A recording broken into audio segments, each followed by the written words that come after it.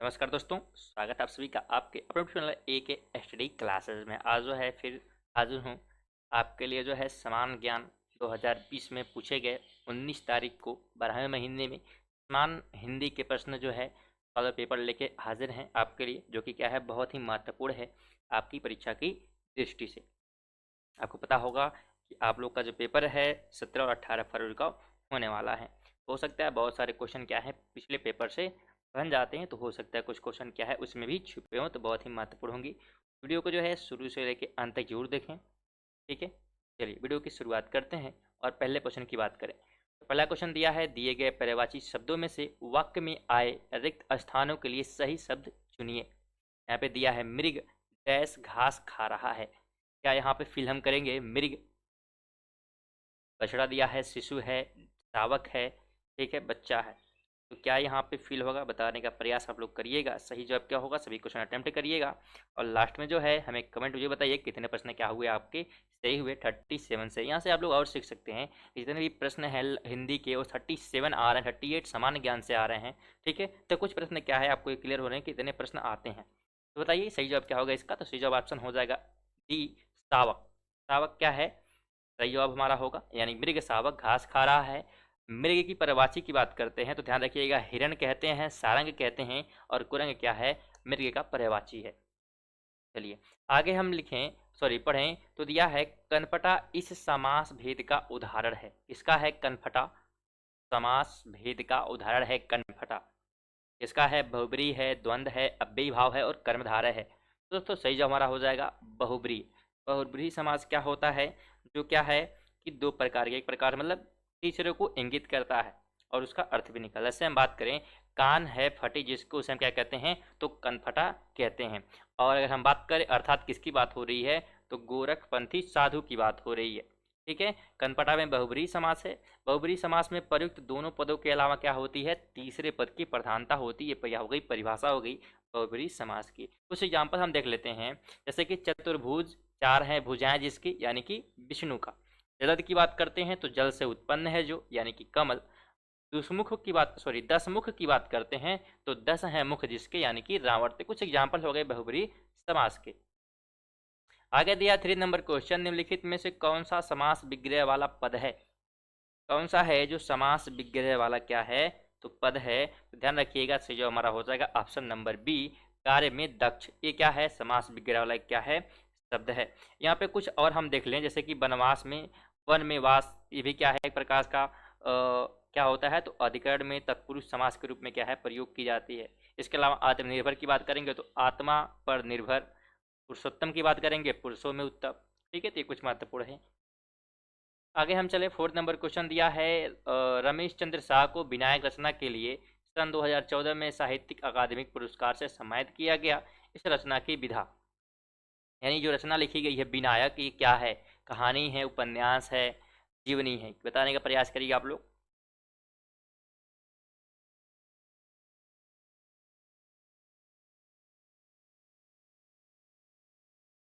ठीक है 4 नंबर का हमारा हो जाएगा ऑप्शन नंबर बी। ये क्या है एक प्रकार का उपन्यास है, ठीक है। और ये जो है 2014 में इन्हें सम्मानित किया गया था। एक और ध्यान रखिएगा कि 2021 में किसको पुरस्कार दिया गया है तो अनामिका को दिया गया है।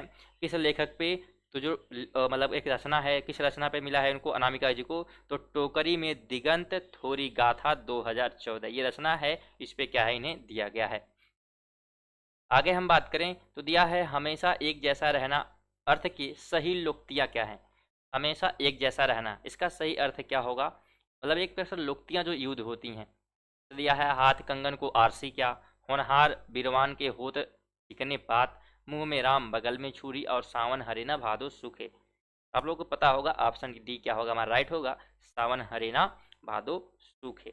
हम बात कर लें यहाँ पे मुंह में राम बगल में छुरी सही अर्थ क्या होगा तो सामने से हितैषी और पीछे से क्या करना तो बुराई करना। इसके अलावा हाथ कंगन को आरसी क्या तो इसका सही जवाब हो जाएगा प्रत्यक्ष को प्रमाण की आवश्यकता नहीं होती है। और नेक्स्ट हमारा है होनहार बीरवान के होत चिकने पात, इसका सही अर्थ क्या होगा तो गुणी या प्रतिभाशाली व्यक्तियों के लक्षण बचपन से ही दिखने लगते हैं। ये क्या होगा सही जवाब होगा। दोस्तों वीडियो आपको अगर अच्छी लग रही हो वीडियो को लाइक जरूर कर दें, चैनल पे नए होंगे तो चैनल को जो है सब्सक्राइब करके बेल आइकन को जरूर ऑन कर दीजिएगा। तो आपकी ये जिम्मेदारी है इस वीडियो को जो है अपने दोस्तों के साथ कम से कम जो है एक फ्रेंड के साथ क्या है आपको व्हाट्सएप पे से शेयर करना है। नेक्स्ट नंबर दिया है, जो चट्टानों पर साहित्य अकादमी पुरस्कार पाने वाले कवि। जो चट्टान एक रचना है, इस पे किन्हें जो है अकादमी पुरस्कार से सम्मानित किया गया है, उनका नाम क्या है। देखिए इन्हें कब किया गया था देखिएगा, तो 1998 सॉरी 1900 जो है 98 में किया गया था। ये भी क्या सॉरी 1998 में 1968 में किया गया था, सॉरी उसके लिए। कब किया गया था, 1998 नहीं 68 में किया गया था। ठीक है, कब किया गया है, तो 1968 में क्या है इन्हें सम्मानित किया गया है। उनका नाम क्या है, तो उनका नाम हो जाएगा हमारा हरिवंश राय बच्चन। हरिवंश राय बच्चन को जो है दो चट्टान रचना के लिए 1968 में क्या है सम्मान दिया गया था, अकादमी पुरस्कार। चलिए आगे हमारा यहाँ पे एक कहानी दी हुई है और यहाँ पे लिखा है निर्देश में कि 7 से 11 तक के जो प्रश्न होंगे क्या होंगे, इस कविता या इस कहानी से क्या होंगे संबंधित हो गया, इसमें से पूछा जाएगा। चलिए हम कहानी जल्दी जल्दी पढ़ लेते हैं। दिया है, विज्ञान और दर्शन दोनों के रास्ते एक ही मंजिल की तलाश करते हैं। यह जरूरी है कि विज्ञान में अंध आस्था की प्रवृत्तियों के लिए कोई जगह नहीं होनी चाहिए। विज्ञान में सत्य की साक्षात्कार का कोई दावा नहीं चलता। मतलब यह है कि कोई भी सिद्धांत अपने आप में कभी निरपेक्ष, अकाट्य या परम सत्य नहीं होता। यह स्वयंभू या स्वसिद्ध होने के दावा नहीं कर सकता, लेकिन जब तक वह गलत नहीं साबित हो तब तक वह सच ही माना जाता है। इस प्रकार कोई भी वैज्ञानिक अवधारणा चिंतनमय चिंतन ना होकर, ठीक है, एक सापेक्ष अवधारणा होती है। वह अपने समय में एक तदर्थ सच्चाई ही बयां करती है। मसलन कई सौ बरस तक न्यूटन के गुरुत्वाकर्षण सिद्धांत का किला अभेद ही माना जाता रहा। वह एक सच्चाई थी, लेकिन बाद में आइंस्टाइन के सिद्धांतों तथा क्वांटम फिजिक्स ने उसका खंडन प्रस्तुत किया। आज भी अंतरिक्ष या ब्रह्मांड संबंधी अध्ययन हो या उपग्रहों का परीक्षण, न्यूटन की गतिकीय या गुरुत्व सिद्धांत ही काम में लाए जाते हैं। क्वांटम फिजिक्स के आगमन को दो तरह से देखा जा सकता है। एक, इसने न्यूटनवाद, ठीक है, न्यूटनवाद को झूठा करार दिया। दो, इससे न्यूटनवाद में एक नया अध्याय जुड़ा और न्यूटन का सिद्धांत परिष्कृत हो गया। तो ये एक प्रकार की कहानी है। आगे क्या इससे कुछ क्वेश्चन बनेंगे उसको हम देखने वाले हैं। देखिए यहाँ पे दिया है, विज्ञान के संदर्भ में असत्य सतन कथन कौन सा है। विज्ञान के संदर्भ में असत्य कथन बताने का प्रयास करिएगा।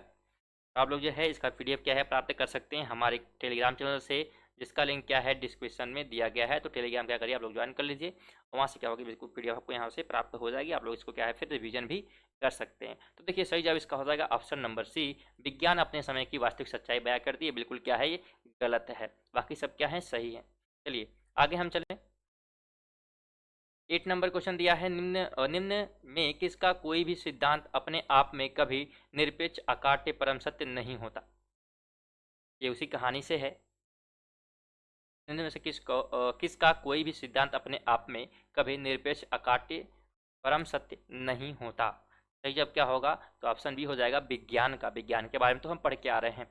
चलिए आगे हम बात करें। 9 नंबर है, न्यूटन का सिद्धांत किसकी वजह से परिष्कृत हुआ। बहुत ही इजी क्वेश्चन है, हम लोग पढ़ के आए इसके बारे में भी। आप लोग पता होगा क्वांटम फिजिक्स की वजह से क्या है एक प्रकार से परिष्कृत किया गया। यहाँ पे ध्यान रखना है, तो गुरुत्वाकर्षण का सिद्धांत न्यूटन ने दिया, गति का नियम न्यूटन ने दिया है, और भारतीय दर्शन पुस्तक सर्वपल्ली राधाकृष्णन द्वारा क्या है ये लिखा गया है, ध्यान रखना है।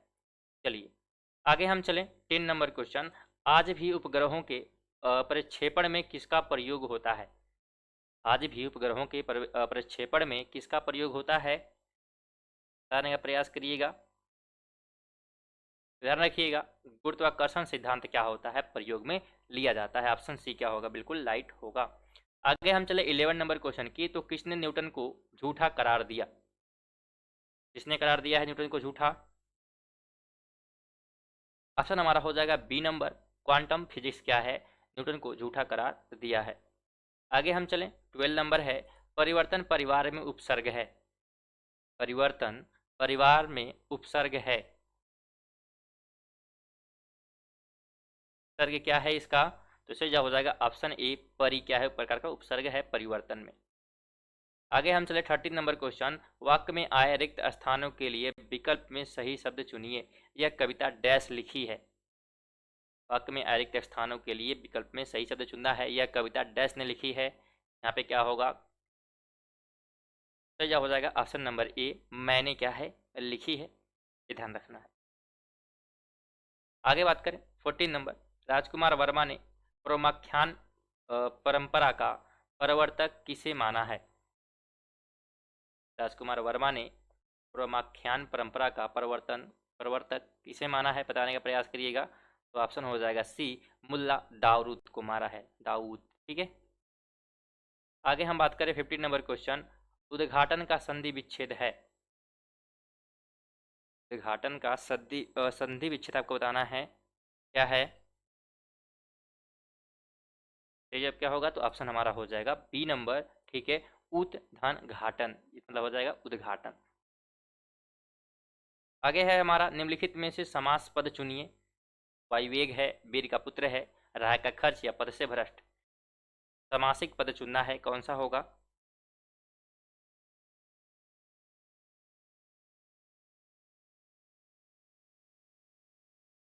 ध्यान रखना है, ऑप्शन ये हो जाएगा वायु में एक। ठीक है, ये क्या है, कर्मधारय समास से भी ध्यान रखिएगा। आगे है 17 नंबर, निम्नलिखित में से सही वाक्य की पहचान कीजिए। सही वाक्य की पहचान करनी यहाँ पे आपको बताइए।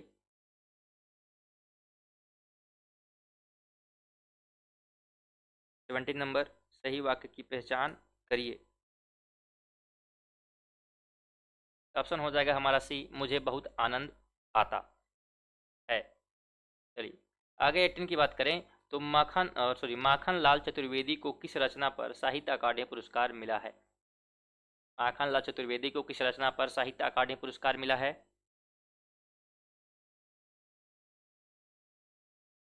तो ध्यान रखना है, हिम तरंगड़ी पे मिला है। कब मिला है इन्हें पुरस्कार, तो ध्यान रखना है 1955 में।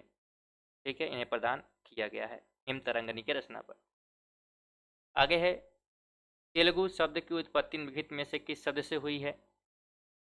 तेलुगु शब्द की उत्पत्ति किससे हुई है, तो ध्यान रखना है, ऑप्शन हमारा हो जाएगा बी, त्रिलिंग से क्या है तेलुगु भाषा शब्द की उत्पत्ति हुई है। तेलुगु मुख्य रूप से क्या है, मुख्य रूप से आंध्र प्रदेश तथा तेलंगाना की मुख्य भाषा है। किसकी है, आंध्र प्रदेश और तेलंगाना की मुख्य भाषा क्या है, तो तेलुगु है। 20 नंबर है, भारत के उच्चतम न्यायालय तथा उच्च न्यायालयों की भाषा संबंधी निर्देश किस अनुच्छेद में दिया गया है।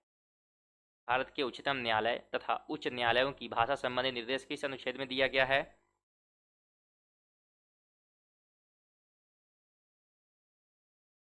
ध्यान रखिए, अनुच्छेद जो है 348, ऑप्शन सी क्या होगा, बिल्कुल हमारा राइट होगा।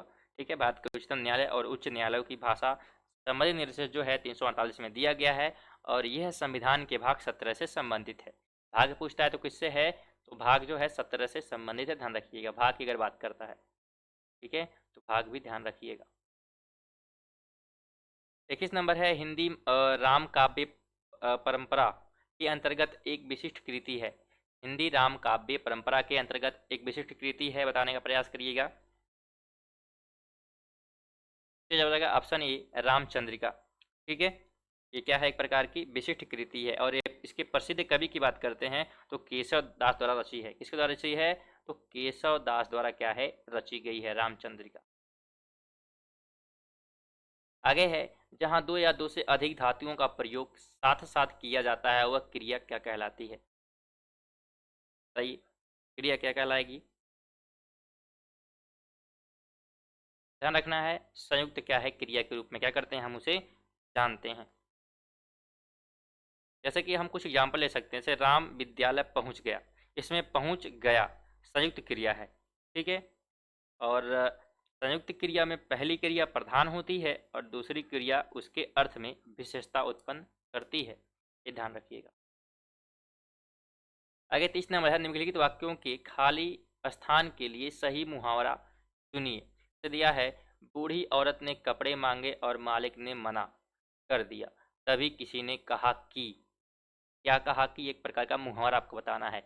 इन तिलों में तेल नहीं, कंगाली में आटा गीला, सर सलामत तो पगड़ी हजार, घर की मुर्गी दाल बराबर। सही जवाब क्या होगा, बताने का प्रयास करिएगा आप लोग। तो इसका क्या हो जाएगा, तो ऑप्शन ये हो जाएगा, इन तिलों में तेल नहीं। ठीक है, तो यहाँ पे जो है ऑप्शन ए हमारा क्या होगा, ए राइट होगा। यहाँ पे कंगाली हम बात करते हैं। कंगाली में आटा गीला मतलब क्या होता है, खराब स्थिति और बदतर होना। एक खराब स्थिति है, बदतर हो जाना। सर सलामत तो पगड़ी हजार, यानी कि जान है तो जहान है। घर की मुर्गी दाल बराबर, मतलब घर में जो वस्तु या व्यक्ति है उसे महत्व तो नहीं देना। आगे 24 नंबर है, वाक्य में आए रिक्त स्थानों के लिए, ठीक है, विकल्पों में से सही शब्द चुनिए। गांव के लोग कहते हैं डैश, गांव के लोगों को कहते हैं, सॉरी, गांव के लोगों को कहते हैं, क्या कहते हैं, गंवार व्यक्ति, ग्रामीण व्यक्ति, गांववार, ठीक है, गांवारो व्यक्ति या दुहाती व्यक्ति। क्या कहा जाता है, गांव के लोगों को बताने का प्रयास करिएगा। तो गांव के लोगों को हम कहते हैं ग्रामीण व्यक्ति। ऑप्शन क्या होगा हमारा, बी राइट होगा। 25 नंबर है, निम्नलिखित में से किस शब्द का वचन एक सा नहीं है। छोटे वीडियो को लाइक और शेयर करते हुए चलिएगा, और चैनल पे अगर नए होंगे तो चैनल को सब्सक्राइब करके बेल आइकन जरूर ऑन कर लीजिएगा। बताइए 25 का क्या होगा। तो ऑप्शन हमारा हो जाएगा ए, बेटा क्या है, एक सा नहीं है, यानी वचन की अगर हम बात करते हैं तो, ठीक है, बेटा बहुवचन होगा, ये ध्यान रखना है। काका चाचा फूफा शब्द का एक वचन एवं बहुवचन में एक सा रहता है। अगर काका कहता है, चाचा कहता है, फूफा कहता है, तो ये दोनों क्या होंगे, एक वचन भी समान रहते हैं और बहुवचन में क्या होते हैं, समान सा रहते हैं। आगे हम बात करें तो रामविलास शर्मा को साहित्य अकादमी पुरस्कार किस वर्ष प्रदान किया गया। बताइए, रामविलास शर्मा को, ठीक है, अकादमी पुरस्कार कब दिया गया था।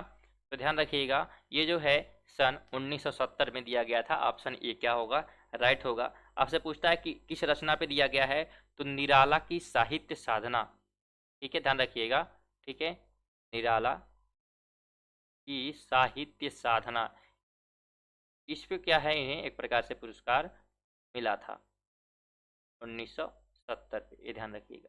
चलिए 27 नंबर है, निम्नलिखित शब्दों के क्रम से पर्यायवाची शब्द होंगे।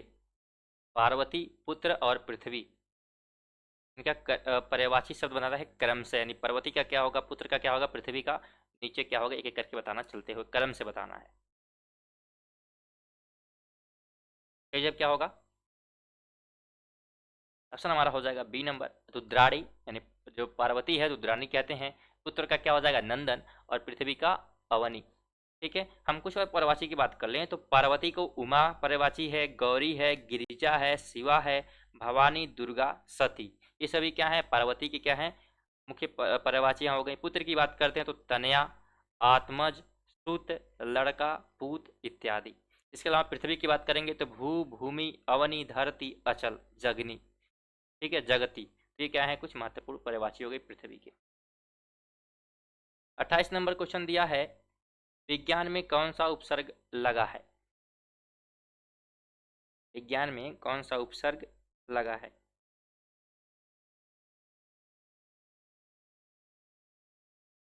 ऑप्शन हो जाएगा डी, वी। वी क्या है, विज्ञान में उपसर्ग लगा है।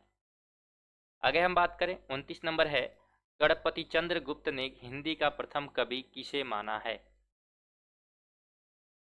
गणपति चंद्र ने गुप्त ने हिंदी का प्रथम कवि किसे माना है।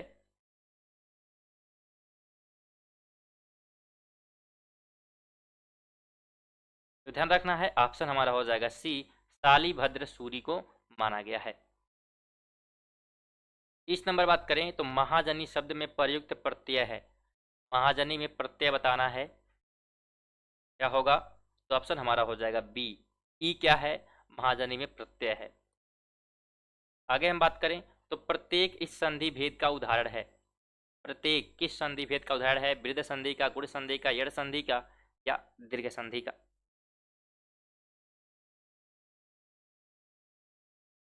तो ध्यान रखिएगा, ऑप्शन हमारा हो जाएगा सी, यड़ संधि का एक एग्जाम्पल है। ठीक है, प्रत्येक यड़ में जो है यड़ संधि है, प्रत्येक में क्या है, तो यड़ संधि है। और जब लघु या दीर्घ ई उ री के उपरांत कोई असमान स्वर आ जाए तो ई उ री के स्थान पर क्रम से य व र हो जाता है।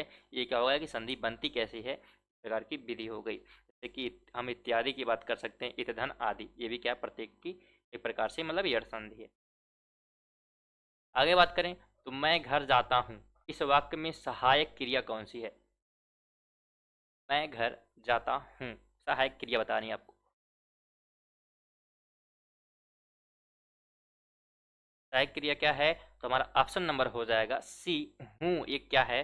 सहायक क्रिया है। ठीक है।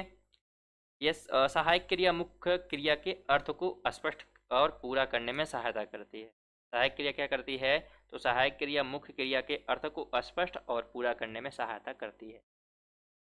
आगे हम 33 की बात करते हैं दोस्तों। वीडियो को लाइक शेयर करते हुए चलिएगा। राष्ट्र में ईय प्रत्यय लगाने पर कौन सा नया शब्द बनेगा? राष्ट्र में ईय प्रत्यय लगाने पे कौन सा शब्द बनेगा? राज्यीय है, राष्ट्रीय है, राष्ट्रीय या राष्ट्रीयता? क्या बनेगा? तो ध्यान रखना है, राष्ट्रीय। ऑप्शन सी क्या होगा? राइट होगा। आगे हम बात करें, 34 नंबर दिया है, कार्यालयी पत्र के अर्ध सरकारी पत्र व्यवहार इनमें से मुख्यतः किनके बीच किया जा सकता है? कार्यालयी पत्र के अर्ध सरकारी पत्र व्यवहार में इनमें से मुख्यतः किनके बीच किया जा सकता है? ये दोस्तों जितने भी प्रश्न हैं सभी क्या है, बहुत ही इंपॉर्टेंट क्या है, 2020 के पेपर में क्या है पूछे गए प्रश्न हैं। तो 34 का क्या होगा? तो ऑप्शन हमारा हो जाएगा ए, यानी कि शासकीय अधिकारियों के बीच। आगे 35 नंबर है, प्रभु जी तुम चंदन हम पानी भक्ति किस कवि की है? प्रभु जी तुम चंदन में हम पानी, यह पंक्ति किस कवि द्वारा लिखी गई है? कबीरदास है, रैदास हैं, हरिदास हैं, निरंजनी या दादू दयाल? किसके द्वारा लिखा गया है? तो रैदास के द्वारा लिखा गया। ऑप्शन बी क्या होगा? बिल्कुल भी हमारा सही होगा। आगे दिया 36 नंबर, निम्नलिखित में से सही वाक्य की पहचान कीजिए। सही वाक्य आपको पहचानना है। इस पर्वत क्षेत्र में सर्वत्र शांति है। इस पर्वतीय क्षेत्र में सर्वत्र शांति है। ये दिया है, इस पर्वतीय क्षेत्र में सर्वविदित शांति है, या इस पर्वतीय क्षेत्र में सर्वहारा शांति है। सही जवाब क्या होगा? तो हो जाएगा ऑप्शन बी, इस पर्वतीय क्षेत्र में सर्वत्र शांति है। 37 की बात करते हैं, निम्नलिखित शब्दों में से यौगिक शब्द की पहचान कीजिए। तो वीडियो को लाइक नहीं किया, वीडियो को लाइक जरूर कर दें। चैनल पे नए हैं तो चैनल को जो है सब्सक्राइब करके बेल आइकन को जरूर ऑन कर दें। और आपकी जिम्मेदारी क्या है? तो आपको जो है इस वीडियो को कम से कम एक दोस्तों को अपने व्हाट्सएप पे क्या करना है? शेयर करना है। तो सही जवाब क्या होगा 37 का? ऑप्शन डी क्या होगा? राइट होगा, परम औषधि। ठीक है, परम औषधि क्या है? यौगिक शब्द की पहचान। ठीक है, एक प्रकार से वैज्ञानिक शब्द है। चलिए चलिए दोस्तों, मिलते हैं नेक्स्ट वीडियो में। तब तक के लिए जय हिंद, वंदे मातरम।